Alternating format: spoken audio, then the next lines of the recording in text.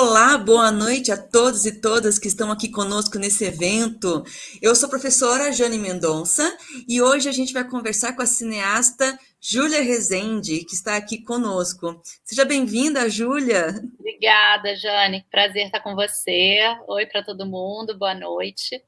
Um prazer igualmente estar aqui conversando com você, Júlia. Galera, muito obrigado por vocês estarem aí nos assistindo. Eu vou fazer uma breve apresentação aqui da Júlia. Eu tenho certeza que vocês já conhecem por aí com seus filmes, mas vamos lá. A gente vai então começar a entender um pouquinho mais sobre quem é Júlia Rezende, né? Quero agradecer, primeiramente, também ao pessoal do terceiro Cine Fórum UESS. Muito obrigada também, em especial ao Renan pelo convite. Super agradecida por esse convite, pela oportunidade de estar aqui com vocês. Então vamos lá, quem é Júlia Rezende? Júlia Rezende nasceu no Rio de Janeiro em 1986. Formou-se em História pela PUC-Rio e estudou roteiro na Escola Darcy Ribeiro. Ela começou sua carreira no cinema como assistente de direção em programas de TV e filmes como Zuzu Angel, em 2006, e De Pernas para o Ar 1 e 2, respectivamente, 2010 e 2012. Logo no início de sua carreira, teve seu curta-metragem Nesta Data Querida, eleito como o melhor curta no Festival de Paulínia de Cinema em 2009.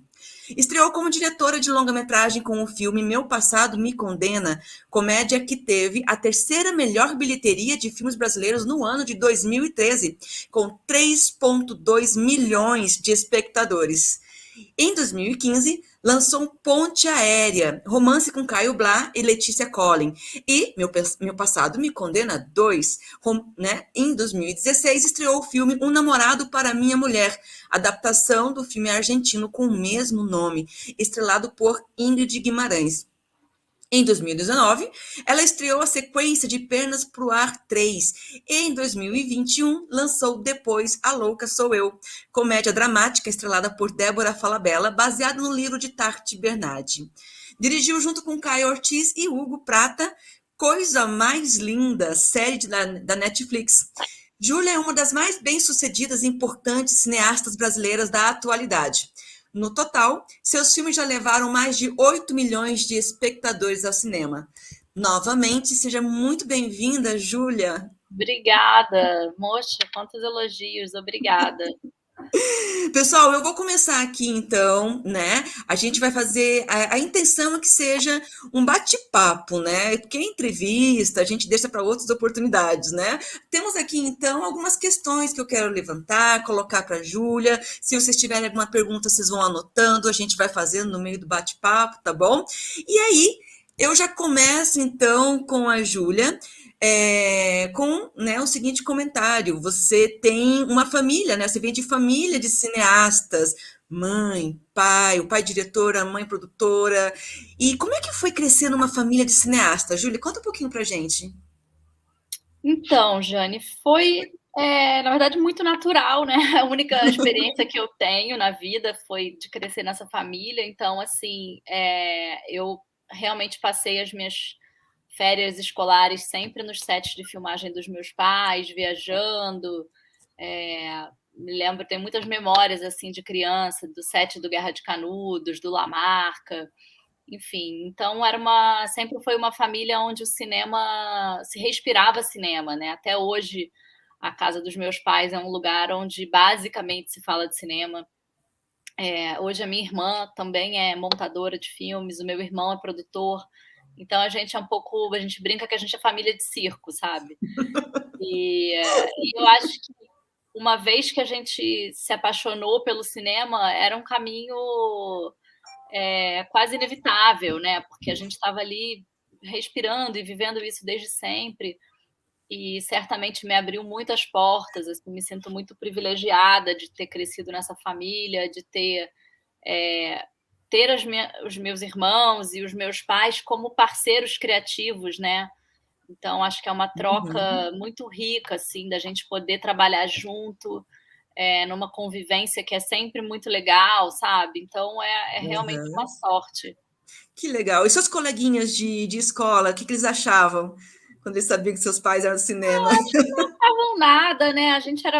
Eu acho que essa compreensão, assim, do que é fazer cinema, acho que vem mais tarde. Na infância, eu brincava... O que você quer ser quando crescer? Eu dizia, eu não sei, eu só sei que eu não quero usar uniforme. Porque eu via os meus pais indo trabalhar de bermuda e camiseta ou de qualquer roupa que quisesse. Então, acho que quando eu era pequena era isso que eu entendia de diferente, assim. Que bacana, isso é muito legal, Júlia, muito legal. E dessa convivência com a sua família de cineastas, tem alguma coisa que você levou para a sua carreira como referência? Que você olha assim, Ah, olha, com eu gosto certeza. muito dos filmes do meu pai, e eu trago isso, né? Como que é? Acho que, sobretudo, eu fui assistente do meu pai, né? Fui assistente de direção do meu pai no Zuzu Angel, depois num outro longa dele chamado Salve Geral, nos documentários, assim. E eu acho que o que eu mais aprendi com ele foi o amor pelos atores, assim. Acho que a direção de atores certamente é a minha grande paixão dentro do meu ofício. E eu sei que isso veio dele, assim, pelo respeito com que ele sempre tratou os atores e a paixão mesmo de estar ali vendo aquelas palavras ganharem vida, né, através dos atores. Então, eu acho que isso certamente é uma boa herança, assim, que veio dessa convivência. Olha que legal, eu até ia perguntar para você mais adiante, como é que, se você tem alguma técnica, né, como que você lida com a direção desses atores, né? Você tem alguma coisa que você estudou, pesquisa, algum jeito que você desenvolveu para trabalhar com essa direção? Olha, eu acho que nenhum método, assim, ou técnica específico, mas muita observação, né? Eu também frequento muito teatro, eu vou ao teatro desde, sei lá, criança, realmente, assim, e eu acho que nada melhor para você conhecer o trabalho de um ator do que o teatro, né? Uhum. Então, eu sinto que eu ganhei muita coisa assistindo eles ao vivo ali, a coisa acontecendo, e assistindo muito filme e observando mesmo, sabe? Eu acho que os atores são figuras assim de uma... Acho muito generoso o trabalho deles, sabe? De emprestar Sim, seu corpo, emprestar suas emoções. Então, eu tendo a sempre querer construir junto e nunca chegar no set com uma coisa pronta, né? Assim, não é alguma sim. coisa que você pode simplesmente demandar do outro, né? Ah, eu quero que você faça assim ou assado. Acho que é uma coisa que a gente tem que construir junto. A gente ensaia muito, eu faço muita leitura e Uhum. sempre digo que no set eu tô aberta para que o primeiro take seja do ator e ele traga o que ele quiser, a intuição dele. E aí, a partir dali, a gente vai reconstruindo a cena juntos, mas nunca como uma Perfeito. coisa imposta, sabe? Aham, muito legal isso mesmo. O que que se considera assim de melhor? O que um ator precisa ter, ator, atriz, né? Precisa ter de qualidade? O que que você realmente considera assim? Ele tem que ser generoso? O que se acha importante para um ator? Eu acho que um ator tem que ter escuta, né? Ele Uhum, tem que estar com a escuta disponível, tanto para o seu parceiro de cena, quanto para o diretor ou diretora do projeto. É, assim como eu quero estar aberta, eu acho que um ator tem que chegar aberto, sabe? Com uma uhum, disponibilidade para, de repente, descobrir alguma coisa na hora que é diferente do que ele tinha imaginado. uhum. E acho que é um mergulho, né? Assim, um ator que de fato entra com profundidade no seu personagem. Eu sempre digo que, por mais que eu tenha escrito um personagem, depois que um ator entra no projeto e estuda aquele personagem, ele conhece aquele personagem melhor que eu, né? Uhum. Eu estou pensando em mil coisas, eu estou pensando em todos os personagens e ele só está pensando naquele. Então, eu acho que essa verticalidade assim do mergulho do ator, eu acho que é uma coisa muito preciosa e que é o que me encanta, assim, sabe? De ver Perfeito. acontecer. Perfeito. E já aconteceu de algum ator ou atriz, o personagem escolher esse ator, essa atriz, assim, no teu caso? Cara, já aconteceu de, em cima da hora, o ator quer fazer um personagem não poder mais, e a gente tem que substituir, e na hora é sempre um certo luto, né? Porque você já se afeiçoou àquela ideia, você já lê imaginando aquela pessoa. E aí, Sim. quando você tem que substituir, é muito doído, assim. Parece que, ai, meu Deus, e agora? E com o tempo eu fui aprendendo que a gente sempre troca para melhor. Que Não máximo. porque seja um ator melhor, mas eu acho que quem entra sempre entra e é a pessoa certa, sabe? Que legal. Acho que o ator tem essa capacidade assim de conquistar o personagem. Que perfeito. Olha, que muito, muito legal. Eu tô te perguntando isso também porque eu faço teatro, né? E muitas vezes a gente vê que você é um excelente ator ou excelente atriz, mas parece às vezes que o personagem escolhe, né? Assim, Sim, você olha para a cara da pessoa e fala assim, meu Deus, você é para ser esse personagem, não tem como, né? E é uma caixinha exatamente. de surpresas, né? E realmente, como você falou, às vezes a gente imagina alguma coisa e cortar isso é dolorido, mas que bom que você colocou que geralmente é para melhor, né? O Geralmente é para Scorsese melhor. fala que 95% do trabalho de um diretor é escalar o elenco certo. Muito E bem. eu concordo 100% com ele, assim, porque você, é uma. Quando você lê um roteiro e você pensa no perfil de um personagem, né? Você fala assim: ah, eu preciso de um personagem aqui de 45 anos, é um homem com essas características. A princípio, existem centenas de atores que poderiam fazer aquele personagem. Sim. Mas quando você começa a, de fato, estudar quem você vai convidar, no final das contas, você vê que só tinha aquela pessoa, sabe? De Isso é louco, né? repente, é muito louco, mas assim, é uma coisa intuitiva também, que você vai indo e fala assim, não é, não é, não é, até o dia que é. E então eu acho que esse momento assim do casting, da escalação, é um momento, uma etapa fundamental do trabalho do diretor. Legal. E quanto tempo levou para selecionar o elenco de Pernas para o Ar? Olha, De Pernas para o Ar foi uma experiência diferente, porque eu entrei para dirigir o terceiro filme, né? Uhum, Então ele já vinha com toda uma bagagem, o elenco uhum. principal já estava definido, né? Porque já vinha dos outros dois filmes anteriores. Então era uma situação diferente, porque a Ingrid já estava no projeto, a Denise Weinberg, Eduardo Mello, Bruno Garcia, Cristina Pereira. A gente foi escalando, na verdade, novos personagens que entraram só no terceiro filme. Isso, aham. É porque realmente é isso, já tinha uma bagagem, né, uma herança de atores do um e o 2, né? Então eu fiquei aqui me perguntando quanto tempo será que levou para trazer o suporte, né? Isso é muito Eu legal. acho que, em geral, a gente leva o quê? Uns 2 meses 2 meses, nesse aham. processo, às vezes, fazer Bacana. testes, né? Aham. Leituras, enfim. E qual é a mensagem que você dá para quem está tentando entrar na área de atuação, mas não emplaca nos testes? Que você tem a dizer para esse pessoal? Se tiver alguém que já fazendo teatro, galera, já ouça. Eu acho que o conselho que eu daria é faça teatro. Eu acho que não existe melhor cartão de visitas do que você chamar um diretor, uma diretora que você admire para ir assistir sua peça.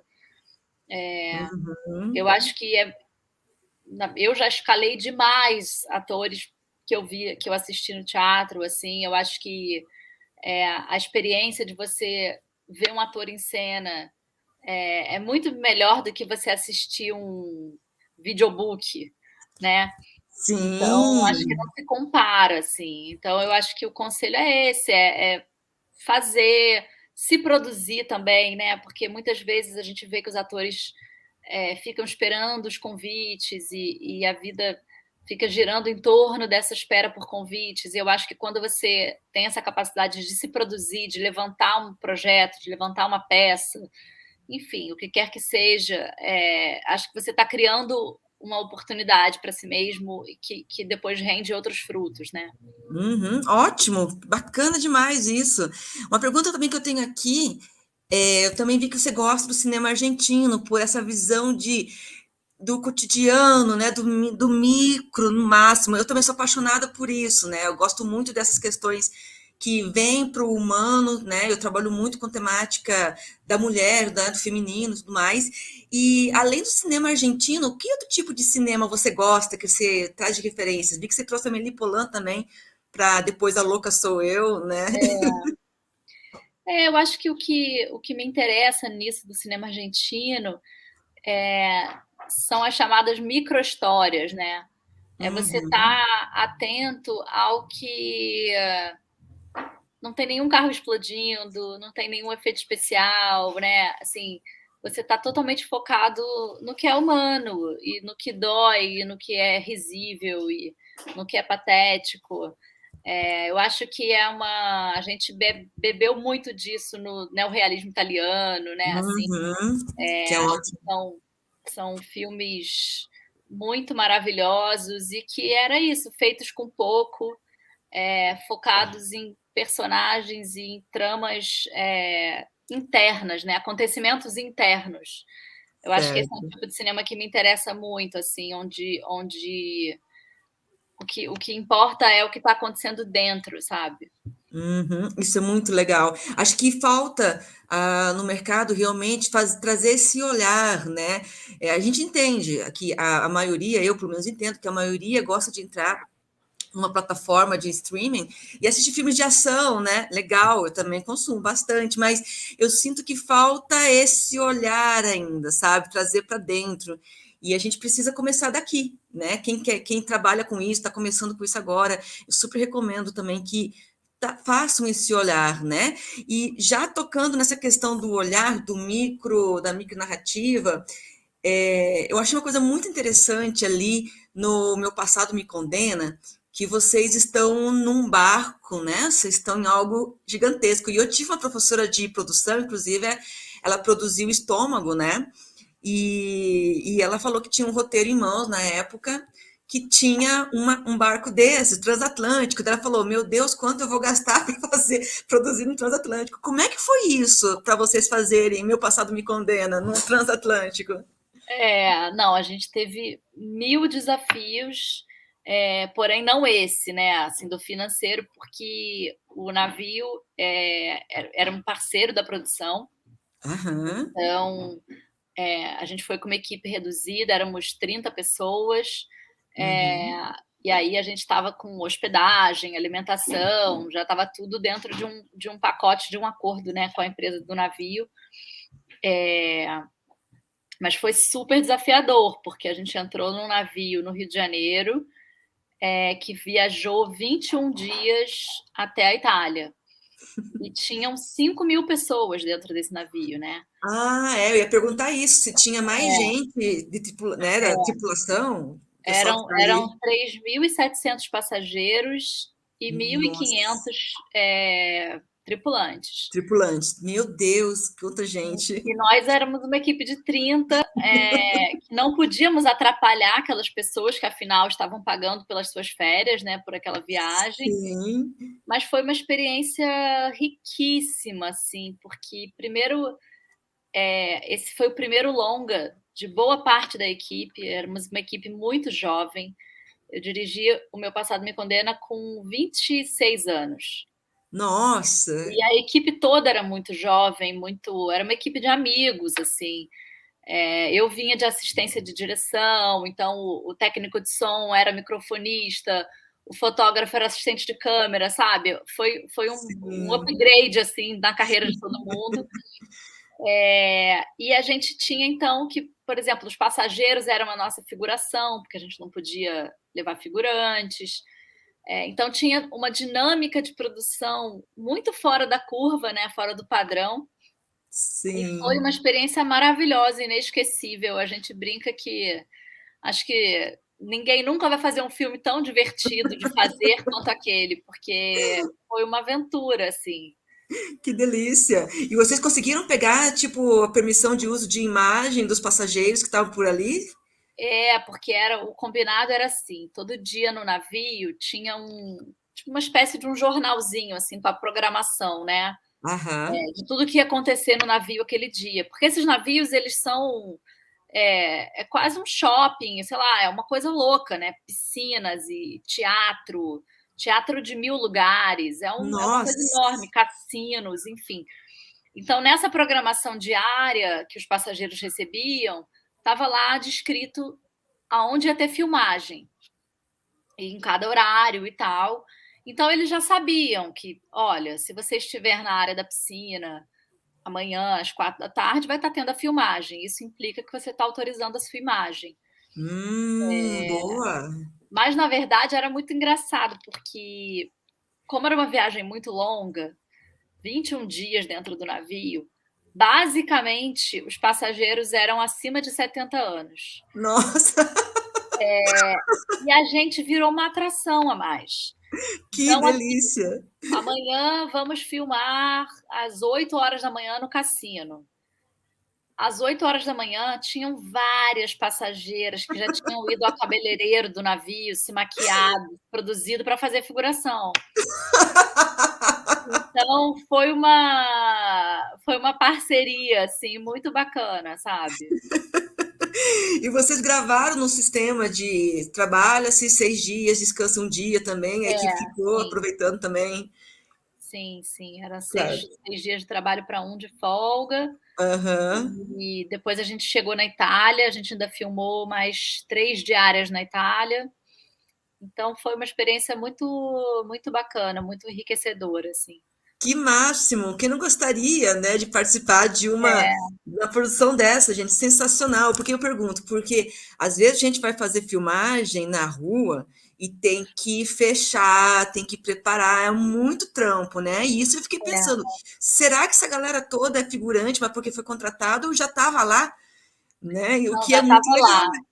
E tinha uma coisa curiosa, porque a produção, né, brincava assim, é o primeiro filme sem van, né? Já está Ah, todo mundo na locação, não tem transporte, não tem catering, já está tudo lá, né? Então isso foi muito bacana mesmo. não tem desculpas, não tem desculpas. Tem o cafezão já lá pronto, né? É, Isso é muito legal. Você também disse uma vez, Júlia, que você sentia falta de histórias sobre o pessoal da sua faixa de idade, né? Na época, 2009 e tudo mais, né? Ou seja, classe média jovem. O que você acha hoje? Mudou isso? Melhorou? O que você acha que aconteceu? eu acho que as séries vieram muito retratar esse universo, né? Uhum, E obviamente existem milhares de filmes. Não acho que haja uma carência de filmes sobre esse universo, né? sim, Assim, sim. branco, classe média, de forma alguma. Acho que a gente está mais do que retratado. Uhum. Mas o que eu acho que talvez, não sei em que momento eu disse isso, mas acho que o que eu quero dizer é Lá sobre atrás. poder. Eu acho que é mais sobre poder retratar no cinema o que eu estou sentindo, o que eu estou vivendo. Uhum, Né? Eu acho que o uhum. Ponte Aérea foi um filme que ocupou muito esse lugar na minha vida, assim, de poder tratar da minha geração. E eu vejo o quanto muita gente que assistiu o filme me escreveu. Até hoje eu recebo muitas mensagens de pessoas que assistem o filme agora já no Netflix, no streaming, sobre o quanto elas se enxergam ali, o quanto o filme retrata, esse é o filme da minha vida, essa é a minha história. Então, acho que isso é muito bacana, a gente poder se enxergar e pensar questões contemporâneas, né? Aham. Não, muito bem pontuado, aliás. Eu me lembro que eu tive aula com o Luiz Carlos Lacerda, inclusive, né, de direção. E ele até comentou mesmo que uma das tônicas do cinema argentino é justamente falar sobre essa classe média e justamente falar sobre essas micronarrativas, né? Que é esses pormenores do cotidiano, né? Eu acho isso muito interessante, porque o que a gente percebe também é que tem bastante produções para, ainda que no Brasil esteja em falta, mas há bastante coisa para jovens, né? Você liga a televisão a cabo, você tem Sim. a Cartoon Network, que está investindo agora também bastante em séries brasileiras, né? Estão aí séries de animação, né? Mas é essa questão do interior, eu acho que, no meu caso, né, o meu ponto de vista, realmente é uma coisa importante. E da mesma forma, eu acho assim, eu estou na faixa dos 40, né? E conversando com outros, tem pessoas que fazem teatro também, estou fazendo ainda como eu, aos 40 e tal, e que sentem a falta de narrativas que tragam esse público dos 40, 50 anos. Parece que talvez, é uma visão, talvez esteja falando besteira aqui, mas parece que é meio mistificado quando a gente entra no cinema, você vai fazer o papel da senhorinha de 50, né? Então, há algumas lacunas ainda, né, que a gente começa a Claro. perceber, né? E que precisam ser quebrados. Quem está entrando na área já fica aí, assim, esse tipo de reflexão, né? Para quem eu quero conversar, a faixa etária, né, que a gente vai trabalhar e tudo mais. Acho que há muitas lacunas ainda a serem preenchidas, né, assim, se você pensar que quantos filmes foram dirigidos por mulheres negras no Brasil, né? Quase nenhum, pouquíssimos. E, Sim, são narrativas, são histórias que precisam ser contadas. sim, São histórias que precisam vir à tona, porque elas certamente terão um público consumidor interessado, ávido por ver as suas próprias histórias retratadas.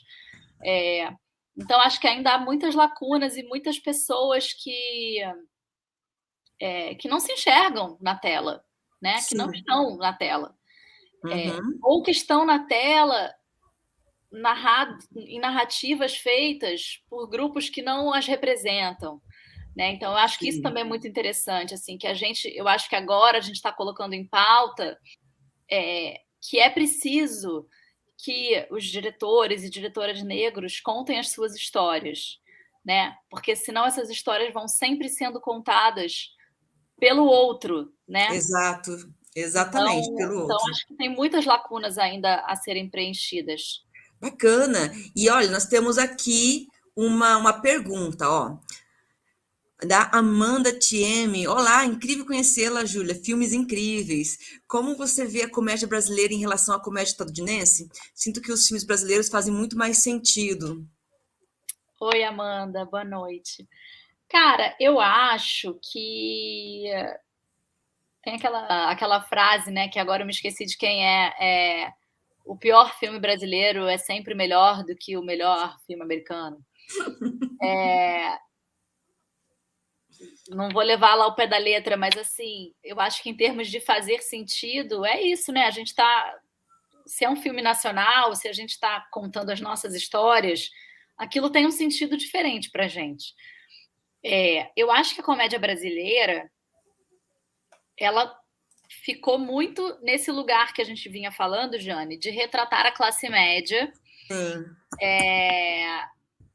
histórias, né, assim, tem muito filme sobre personagens que enriquecem, ou esse sonho da, da, do pobre que vai ficar rico, né, assim, eu acho que a comédia brasileira, ela, primeiro que eu acho que não existe a comédia brasileira, né, nem a comédia estadunidense, eu acho que a comédia é um gênero cheio de subgêneros, né, a comédia dramática, a comédia pastelão, você não vai dizer que Domingos de Oliveira fez filmes cômicos que são muito diferentes dos filmes do Carvana, que são muito diferentes dos filmes atuais, do Hassum ou do Cacete Planeta. Enfim, eu acho que existem muitos caminhos diferentes dentro da comédia. E a gente tende a colocar a comédia no mesmo saco, né? Como se tudo fosse igual. O que a gente não costuma fazer com o drama, por exemplo, né? A gente não se refere ao drama brasileiro, mas a gente se refere à comédia brasileira. Então, acho que sim. o primeiro passo assim é a gente entender que existem filmes muito diversos dentro desse gênero. E que existem nuances de tons e de perfil mesmo, assim. Trapalhão é comédia, né? Os Trapalhões.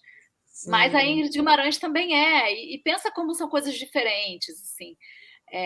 Então, eu acho que também a gente está vivendo um momento muito interessante na comédia, que é os atores autores, né? Então a gente tem aqui a galera do Porta dos Fundos, o Porchat, o Gregório, a própria Ingrid, que são o Paulo Gustavo, né? Era isso, assim, atores, autores que Uhum. querem escrever as suas histórias e contar, fazer filmes a partir do ponto de vista deles, assim. Eu acho que isso também é um caminho que a gente também tem visto no cinema americano, né? Assim, tem vários comediantes que estão produzindo ou dirigindo seus próprios filmes. Então, acho que tem muitos caminhos possíveis, assim, dentro da chamada comédia. Legal, tem abordagens, né? Perspectivas. Hoje estamos com uma pluralidade de abordagens aí, né? Que é muito interessante. Agora, E eu acho que é muito bacana que a gente esteja produzindo filmes que têm esse alcance de público maior, né? Porque eu sempre acho que é melhor que a pessoa esteja pagando o ingresso para ver um filme nacional do que pagando o ingresso para ver um filme gringo. Porque a gente está fortalecendo a nossa indústria, a gente está aumentando a nossa capacidade de ter confiança do investidor, né? Então, assim, que bom que a gente consegue fazer no Brasil. é, a gente tem uma cinematografia tão variada, né? Que vai do drama, à comédia, ao suspense, ao filme de arte. A gente tem muitas possibilidades dentro do nosso mercado criativo, assim. uhum, isso é muito bacana. Parabéns pela pergunta, Amanda. Olha só que reflexão bacana para a gente levar aí, né? E já engatando nessa pergunta da Amanda e falando dessa pluralidade, uma coisa que eu andei observando que talvez exista uma tendência narrativa, né? Que acaba sendo uma tônica, né? De geração em geração, né? Você acha que essa tendência narrativa, por exemplo, a maioria dos filmes estão sendo, digamos, exemplo, a maioria dos filmes estão sendo produzidos tem temática política ou temática cultural. Você acha que isso acaba meio que prejudicando quem tem uma proposta diferente de filme, que não vá por esses caminhos? Eu não acho que tem uma tendência de produção. Eu acho que às vezes a gente tem ondas de filmes que ganham mais repercussão ou que têm mais audiência, né? A gente teve aqui no início dos anos 2000 os Favela Movies, né? A gente teve Sim. uma onda de filmes sobre o sertão, sobre o Nordeste, depois filmes de violência urbana. Enfim, a gente teve uma onda de biografias de artistas, né? De artistas da música.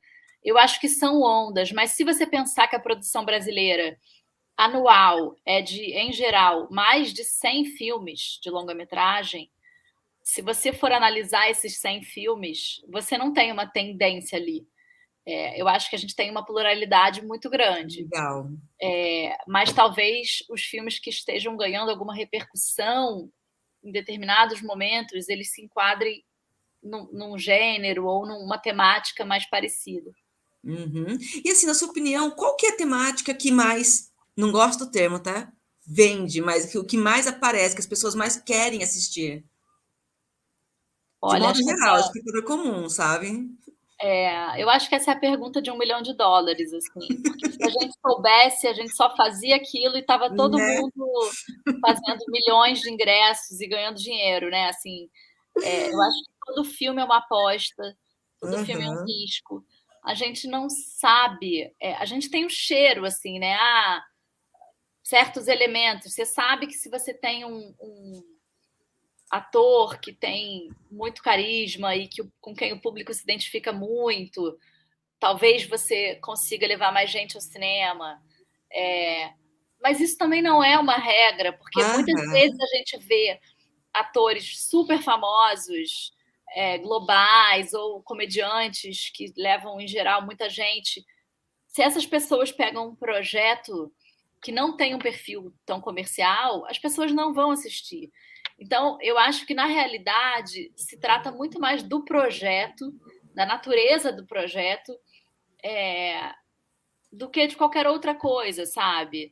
O Sim, resto, a gente vai tentando captar o que será que está no inconsciente das pessoas, o que será que as pessoas querem ver.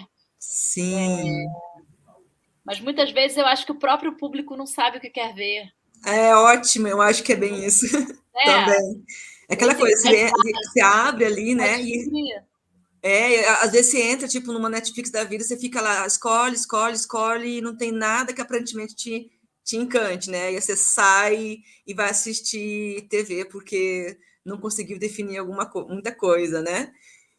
E às vezes a gente vê filmes que são fenômenos, assim, absolutamente inesperados, né? Porque, Parasita, que foi exato, boom, né? exato. Então, assim, quem diria que aquele filme ia ter aquela repercussão, que ele ia chegar em tanta gente? Enfim, Verdade. eu acho que é um pouco. É sempre uma surpresa, né? Sempre uma aposta. Eu me lembro de estar num shopping aqui em Curitiba para assistir A Vida Invisível, e aí eu e a minha sócia estávamos conversando, ela falou assim, olha, o cinema coreano está vindo com tudo, diz que tem um filme que está ganhando todos os festivais e tal. Que filme que será que é esse, né? Aí ele veio, daqui a pouco estava o nominho dele na indicação, foi, ganhou um monte. Isso é um fenômeno muito legal também. Olha, nós É. temos mais duas perguntas aqui, Júlia. Nós temos a pergunta do Wesley. Júlia, levando em consideração obras baseadas em livros, como no caso do Depois a Louca Sou Eu, quais são os desafios? É melhor fazer um filme baseado em um livro ou não? Ótima pergunta, Wesley. Oi, Wesley. Cara, eu acho que não tem regra, né? Não tem melhor ou pior, assim.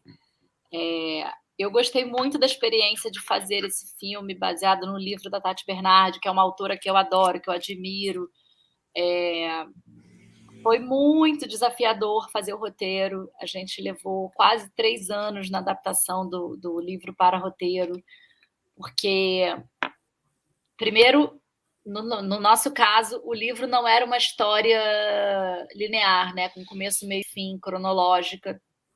Ele era uma junção, uma coletânea de histórias vividas por aquela personagem. Então, o que a gente tinha em comum era uma personagem ao longo de todo o livro, em diversas idades da vida dela, mas as histórias não se linkavam necessariamente. Então, a gente precisou ter um trabalho grande para ser fiel ao livro, transformando ele numa coisa diferente do que ele era, né? Então, a própria Tati, autora do livro, tentou fazer as primeiras versões do roteiro e chegou um ponto em que ela disse, gente, eu acho que eu não estou conseguindo. Então, assim, a própria autora não fez essa transposição para o seu roteiro de cinema da melhor forma, o que eu acho que é uma coisa muito interessante como processo para a gente observar, né? Porque não basta ser fiel ao que o livro tinha, era preciso criar algo novo a partir dali.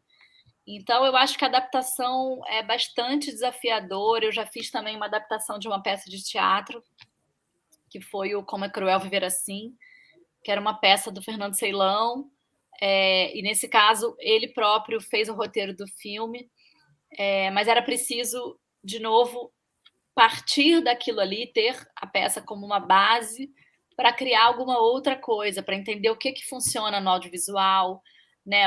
Que personagens a gente às vezes vai precisar omitir ou então criar novos.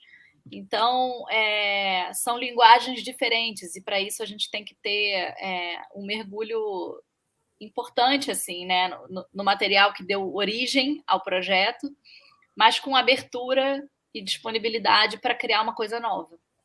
Isso é muito interessante, porque tem muitas pessoas que leem a obra, depois vão assistir o filme e falam, mas não é nada disso que estava no livro, né? É porque são duas linguagens bem diferentes, né? O E às próprio A vezes Vida Invisível que você mencionou. exatamente, por quê? Porque é um outro processo de criação, envolve o roteiro, é um texto técnico, né? Exato. Inevitavelmente, é um texto técnico, mas aí vem a decupagem do diretor que vai trazer vida a isso, né? Eu lembro que meu filho que assistiu Harry Potter, não sei agora se é a Ordem da Fênix, ele falou assim: não aconteceu nada disso nessa cena no livro, não foi assim que aconteceu. Aí eu falei, mas claro, Gabriel, aquilo ali era literatura, isso aqui é cinema, né?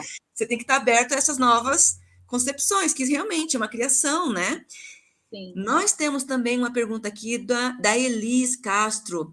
Ela está perguntando se você conhece o cinema que vem se desenvolvendo no Polo de Cachoeira da Universidade do Recôncavo da Bahia. Oi, Elis, não conheço e já estou curiosa para conhecer, mas não Olha, conheço. o pouco que eu conheço do cinema aí é bom, hein? É bom. O cinema baiano, né? Acho que a Bahia é berço de grandes artistas, de grandes cineastas, né? Então, É, só pode ser coisa boa. é verdade. E fazer uma perguntinha aqui, falando já em questão de criação também, a gente está vendo, como é que eu posso dizer, qual que é o termo que eu posso colocar aqui? Há muitas cineastas que estão ganhando espaço mundialmente. Começa que temos muitos cineastas brasileiros maravilhosas, você, Ana Mui Laerte, né, entre outras aqui brasileiras.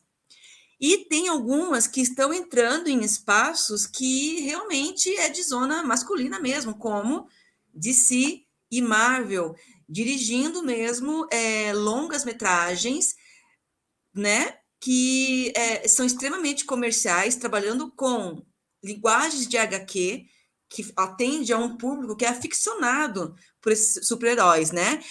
Não sei se você chegou a assistir Mulher Maravilha, ou agora vão lançar Os Eternos, né, com a Chloe Zhao, ganhadora de Oscar também. O que você acha dessas direções? O que você acha?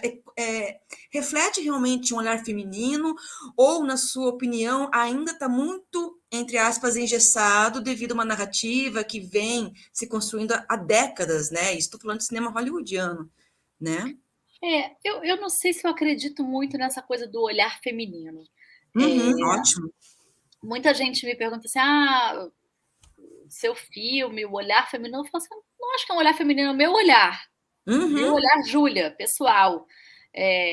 Eu não acho que, se fosse dirigido por outra mulher, teria algo em comum porque somos mulheres, necessariamente, sabe? Eu acho que é um uhum. olhar pessoal, individual. É, claro que eu acredito que existe uma outra sensibilidade, uma outra perspectiva, né? E Sim. com muitas questões em comum entre nós mulheres, obviamente, inclusive porque acho que a gente vive mais do que nunca esse momento assim de estar de mãos dadas, né? Assim, tentando uma fazer a outra levantar e dar força e se fortalecer e tudo mais.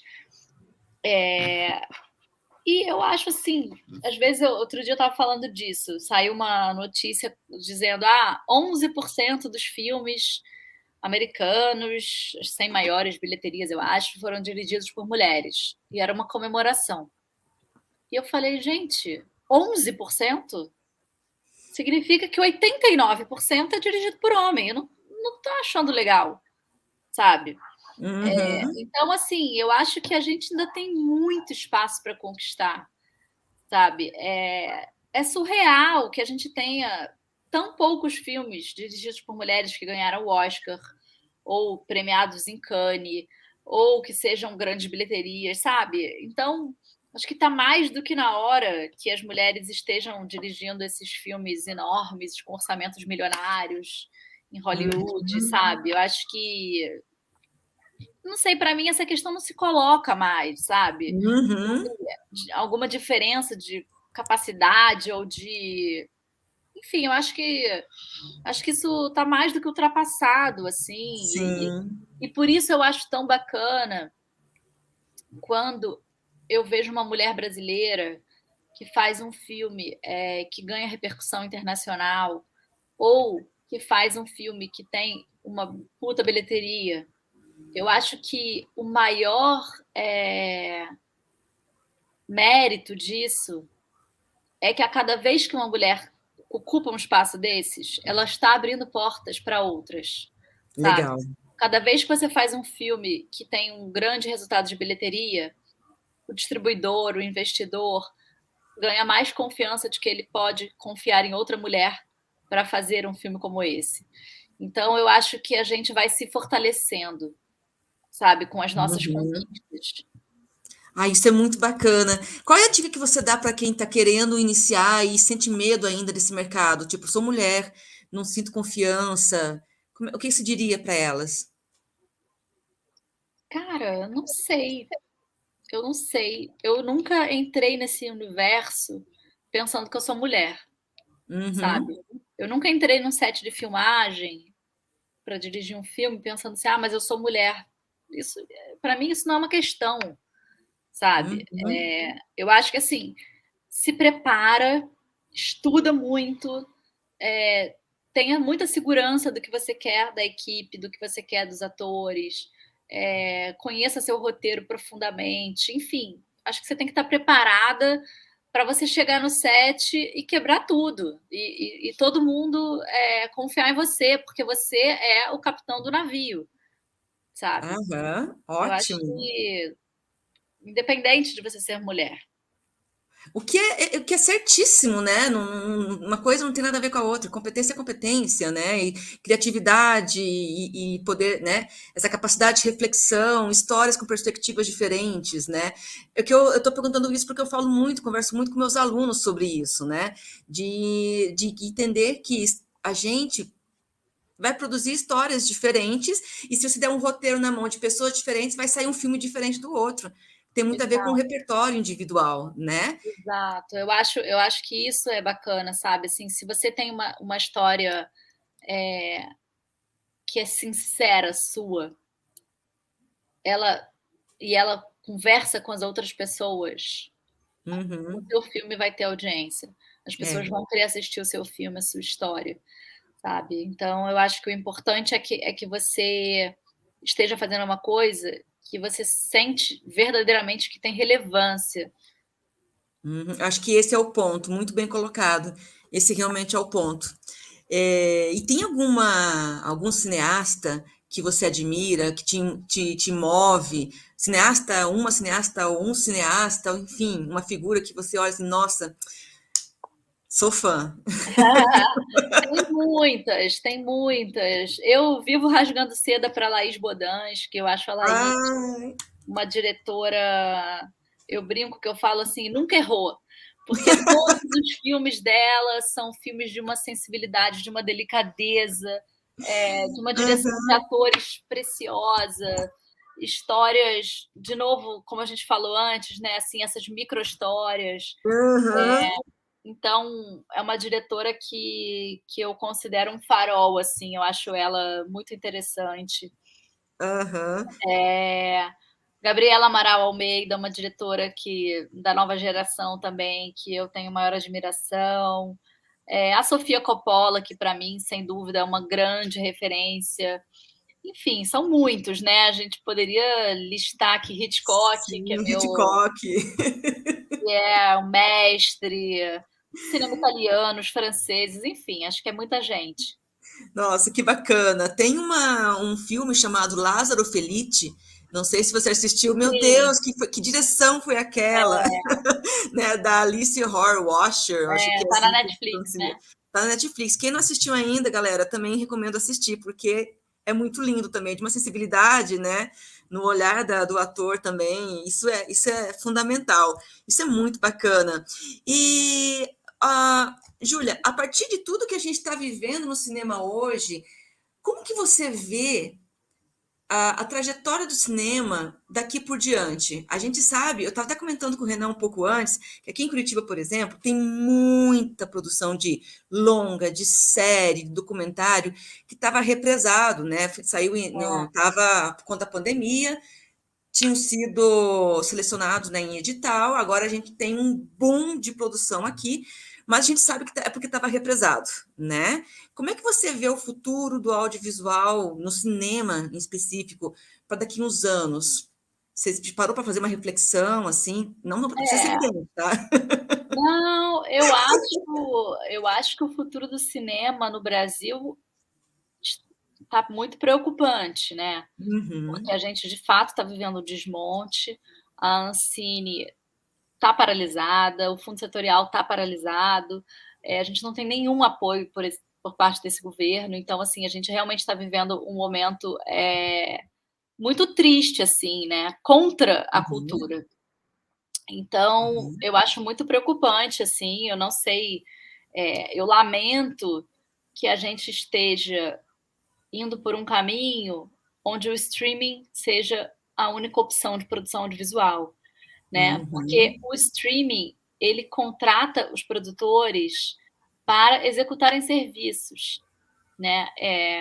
Que é maravilhoso, que bom que a gente tem essa oportunidade e que a gente pode contar histórias ali, que a gente tem ali interlocutores criativos também nessas empresas. Então, assim, eu acho que é um caminho muito bacana, mas eu lamento que ele se torne o único, né? Sim. Porque a gente precisa ser detentor dos nossos direitos autorais, porque a gente precisa contar histórias que não necessariamente vão interessar a esses grupos. Então, a gente precisa de política pública para que o Sim. cinema continue tendo essa pluralidade, para que o cinema Uhum. continue fazendo todo tipo de projeto. Então, isso me preocupa muito. Por outro lado, Uhum. com relação ao futuro do audiovisual e da sala de cinema, o que nos parece hoje, né, é que acho que isso já vinha se encaminhando, e sobretudo com a pandemia, que cada vez mais o público vai pagar o ingresso da sala para ver os filmes que são eventos, né? Então ele vai pagar para ver a Marvel, para ver as grandes animações, ou para ver aquele filme que tá todo mundo falando e que você quer, né, pertencer, então você quer assistir o filme no dia da estreia, você quer. Mas os filmes médios, eles parece que a tendência deles é que eles fiquem na televisão, no streaming, ou enfim, que a gente não consuma esse tipo de projeto no cinema, o que eu lamento profundamente. Sim, sim, é bem isso. Mas a gente parece que isso é uma tendência no mundo inteiro, né? Pois é, e aí a sala de cinema vai quem realmente gosta também de estar tendo, vai ter essa experiência, né? Quer essa Exato. experiência. Realmente é preocupante, realmente. Eu fico triste também nessas horas. E a gente está aqui o quê? Aos 5 minutos de finalizar essa live, galera. Eu vou fazer uma última pergunta aqui para a Júlia. Se alguém tiver mais alguma pergunta, a gente já está arrumando, então, para finalização, tá bom? Júlia, vendo isso, então, que você colocou, o que te move fazer cinema? Cara, o que me move é a necessidade de contar histórias. Eu acho que tem, assim, eu acho que para mim o cinema é narrativa. Tem gente que escreve, tem gente que pinta, tem gente que desenha, e a linguagem, né, o meio pelo qual eu encontrei de expressar o que eu sinto é a narrativa audiovisual.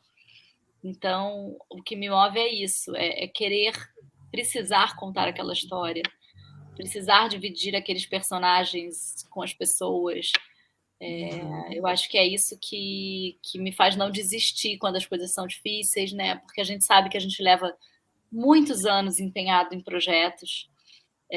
Eu acabei de rodar um longa agora, que eu comecei a escrever em 2015, então você vê, já são Poxa, 6 anos de 6 anos. envolvimento muito intenso com aquilo. Até esse filme chegar ao cinema vão ser 7 anos, enfim. Nossa. Então eu acho que realmente é um negócio dentro da gente que né, não dá para você abrir mão. Ai, e assim, por mais pessoas que pensem como você, Júlia, porque isso é essencial, sabe? E a gente tem uma última pergunta aqui da Amanda. Como é a sua relação com a literatura? Que livros você gosta e admira? Indica um livro pra gente? Gente, eu leio muito. Eu acho que eu talvez consuma mais literatura do que audiovisual, na realidade, assim. Eu fiz faculdade de História, que era por si só um curso de muita leitura, né? Sim.